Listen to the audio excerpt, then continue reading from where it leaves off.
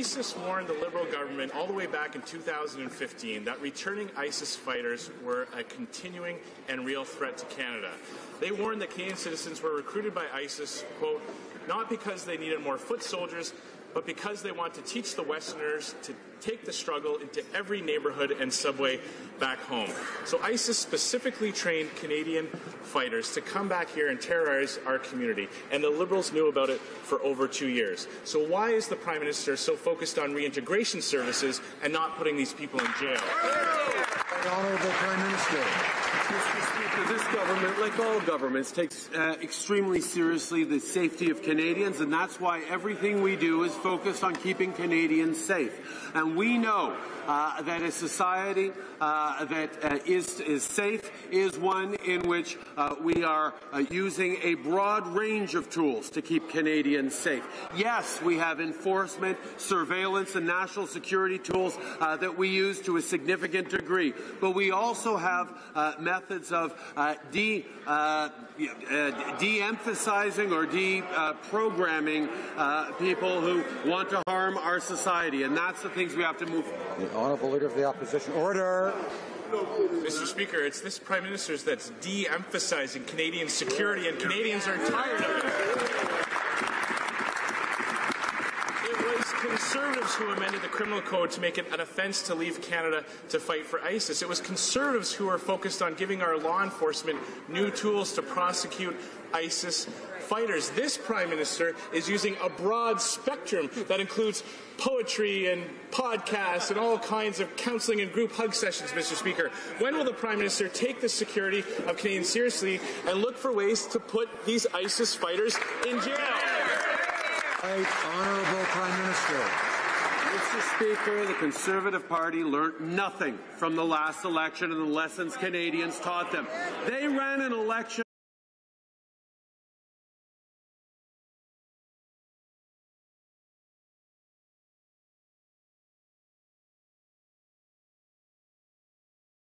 on snitch lines against Muslims. They ran an election on Islamophobia and division, and still they play the same games trying to scare Canadians.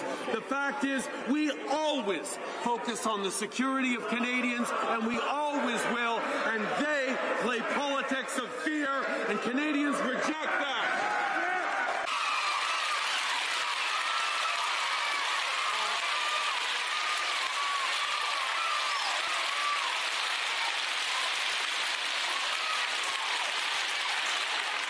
Wednesday, come early.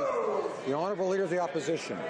Order. Order. Mr. Speaker, nobody voted in the last election to elect a government that would be so focused on the rights of ISIS terrorists, people who watch soldiers burned alive in Egypt. When people like that come home, they don't need to spend time writing haikus, they need to spend time in jail. When will the Prime Minister take that seriously?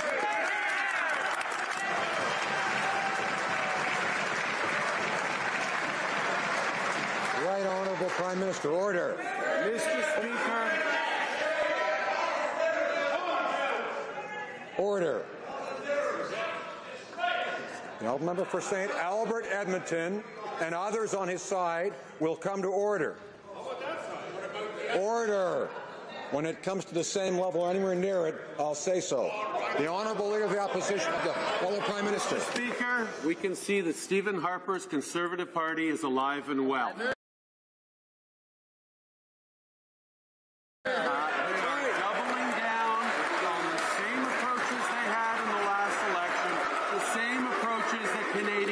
Rejected.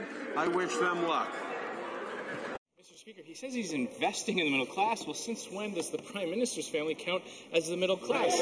Instead of planning for Canada's economy against the external threats that face us, where are his priorities? Where are his investments? Well, $8,500 for new boat racks, $13,000 for a new deck with sun umbrellas, and $7,500 for a new play structure. Now, I've bought many swing sets and play structures for my kids. Can the Prime Minister tell me what exactly is part of a $7,500 swing set? Right, Honourable Prime Minister. Mr. Speaker, we got elected on a commitment to invest in the middle class and those working hard to join it, and that's exactly what we've done. First thing we did was lower taxes for the middle class and raise them on the wealthiest 1%, which the Conservatives voted against. Then we delivered on a Canada Child benefit that helps 9 out of 10 Canadian families by not sending child benefit checks to millionaires and is lifting hundreds of thousands of kids out of poverty across the country, and the Conservatives voted against it. Mr. Speaker, the Conservatives continue to look for boutique tax cuts for the wealthiest Canadians, while we are supporting middle-class Canadians right across the country, and we will continue to do just that.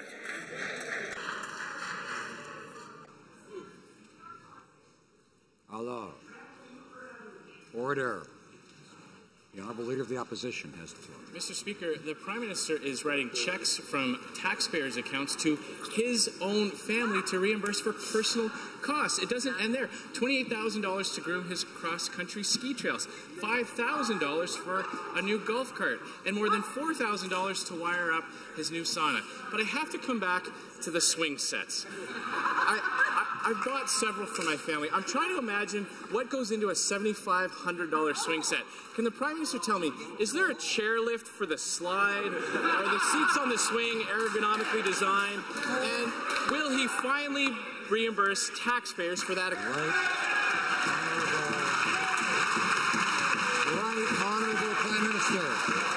Mr. Speaker, the National Capital Commission is responsible for ensuring the appropriate and timely maintenance for all official residences, including Stornoway. The NCC is conducting much-needed rehabilitation work at Harrington Lake in order to conserve this federally designated heritage building. The RCMP will also be conducting work to enhance the security features at Harrington Lake, and the NCC is working to address these issues in a timely fashion. Uh-oh, retard alert! Retard alert, class! Honourable order. The Honourable Leader of the Opposition. Mr. Speaker, I just want to know from the Prime Minister if he will allow me, I will be seeking unanimous consent after question period to table the following document. It is entitled, quote, Sports Power 8 Station Swing Set. It has a wonderful slide, it has a seesaw, it has several swings, and it only costs $198. Will he allow me to table this after question period? It's not just out of work people in Alberta or Saskatchewan that are suffering from this government's actions. It is people all across this country. There are seniors whose pension plans are being affected as more and more money leaves Canada's energy sector. But instead of building a Canadian energy brand that the Prime Minister can promote around the world, he's actually in Europe talking to elites, talking down our resources. Why doesn't the Prime Minister champion Canada's energy sector and stand up for the men and women that work in it? The Honourable Minister of Natural Resources. McMurray just a matter of days ago when he did exactly that. When he spent time with energy workers, he spent time with CEOs of major energy companies, and he couldn't have been clearer in his message that Canada understands the importance of natural resources, not only in the energy sector, but forestry and mining. And all of the policies of this government, Mr. Speaker, seek to enhance the contribution of the energy sector, not only in Canada, but around the world. Honourable Leader of the Opposition. The truth is the exact opposite. The Prime Minister was in Europe bragging about all that he's doing to punish Canada's energy sector. What he actually said, Mr. Speaker, what he actually told his friends in Europe is that he was disappointed that he couldn't phase out the energy sector tomorrow.